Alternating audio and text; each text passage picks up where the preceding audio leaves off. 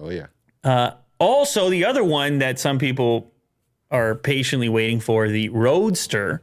They have been showing off, I guess it's an early version of the Roadster in the Peterson Automotive Museum.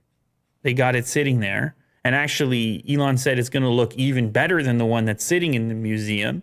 So he brought the conversation back around how fast this thing can actually be, because when they announced the new Model S and they were saying sub 2 second 0 to 60 time, people were like, wasn't that the spec that you were talking about for the Roadster? Shouldn't the Roadster be a lot faster?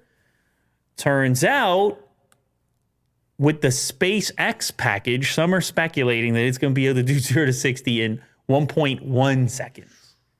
Doesn't it have a jet engine in Yeah, there? yeah, that's what the SpaceX package actually is. Oh, It is going to be, hence the space portion, obviously, demonstrating the versatility of electric power and adding extra distinction to the car's already high performance. The SpaceX package would outfit the Roadster with cold air rocket thrusters positioned at the rear, allowing for a 0 to 60 acceleration time of 1.1 seconds, largely unprecedented amongst modern road cars.